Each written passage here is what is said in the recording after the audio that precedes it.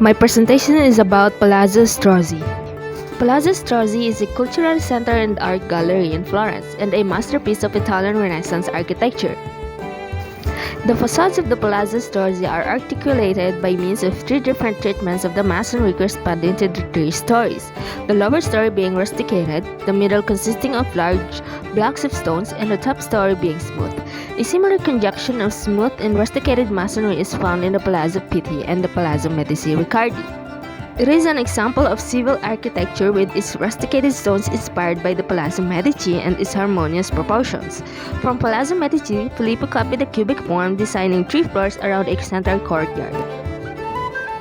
Unlike the Medici Palace, which was situated on a corner lot and thus has only two sides, Palazzo Strozzi is surrounded on all four sides by streets and is freestanding structure. The ground plan of Palazzo Strozzi is rigorously symmetrical on its two axes, with clearly differentiated scales for its principal rooms. Now let's proceed with the Palais de Louvre in Paris. The Louvre complex today is a series of unified buildings that constitute the world's largest museum, one that contains the most famous painting in the world. However, its purpose has not always been to house fine art, as it was initially built in the 12th century as a solid fortress to protect the growing city of Paris from attacks. This fortress, now existing only as remains underneath the museum, was built in the Romanesque style. This style is known for its Roman arches, thick walls, and overall massive appearance. This structure was raised by King Francis I and a new residence was created, which subsequent rulers would continually add on to. In 1783, parts of the Louvre had been established as a museum and the collection grew dramatically with the conquest of Napoleon. His conquest, particularly in Italy, grew the collection as occupied cities were sacked to contribute to the collection. A major project was undertaken by architects Louis Visconti and Hector Lefebvre to mirror the Grand Gallery. This project was done in a neo-Baroque style which embellishes forces, adding sculpture and animation to the facade.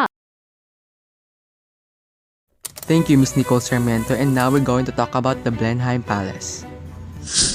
Blenheim Palace is a country house in Woodstock, Oxfordshire, England. It is the seat of the Dukes of Marlborough and the only non-royal country house in England to hold the title of the palace. The palace, one of England's largest houses, was built between 1705 to 1722. The palace is named after the 1704 Battle of Blenheim, and thus, ultimately after the Blenheim, also known as the Blenheim in Bavaria. Designed in the rare and short-lived English Baroque style, architectural appreciation of the palace is divided today as it was in the 1720s. The plan of the palace principal block is rectangular, pieced by two courtyards. These serve as a little more light wells. Contained behind the southern facade are the principal state apartments. On the east side are the suites of private apartment of the Duke and the Duchess. On the west side, along the entire length of the piano nobile, is given long gallery originally conceived as a picture gallery, but is now the library. The internal layout of the rooms of the central block at Blenheim was defined by the court etiquette of the day. State apartments were designed as an axis of rooms of increasing importance and public use, leading to the chief room.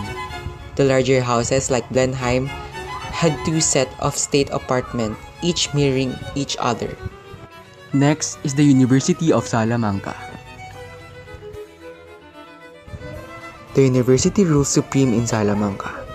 Founded in 1134, it was the first university to receive the title La Universidad in 1254, when it was already attracting students from Paris and Bologna.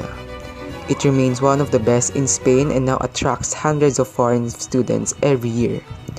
You can still see the earliest buildings today, including the Escuelas Mayores, the Escuelas Menores, and the Hospital de Estudio around the square known as Apatio de Escuelas. The old university library houses over 160,000 volumes and is now popular with visitors who try to spot the hidden frog in the ornate facade of the building. Don't miss the Museum of Salamanca, which sits alongside these grand buildings in the pretty Gothic townhouse. Salamanca boasts not one but two cathedrals. These two are fused together but retain their own unique characteristics. The old cathedral is Romanesque, dating from 12th century and now is famous for its ornate Galio Tower.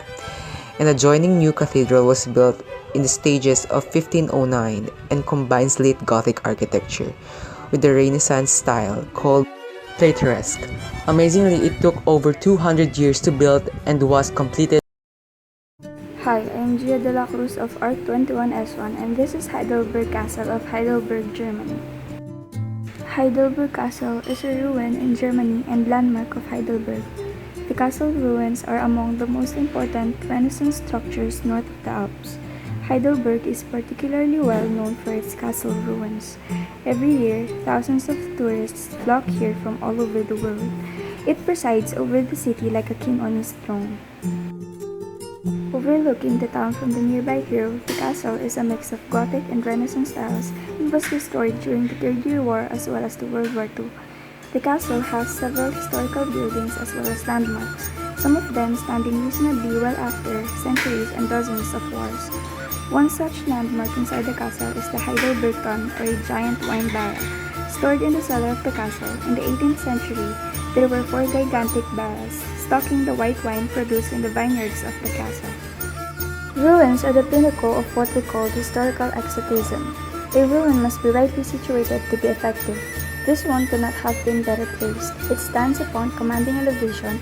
It is buried in green woods. There is no level ground above it, but on the contrary, there are wooded terraces upon terraces, and one looks down through shining leaves into profound chasms and abysses where twilight reigns and the sun cannot intrude. Nature knows how to garnish a ruin to get the best effect. The interior burned completely, but German artists recreated it in a lavish Renaissance style with ornamented wooden ceilings, stained glass windows, period flooring, and a hall of sculptures. The sample pictures are the features of the Heidelberg Castle that is considered to be under Renaissance architecture.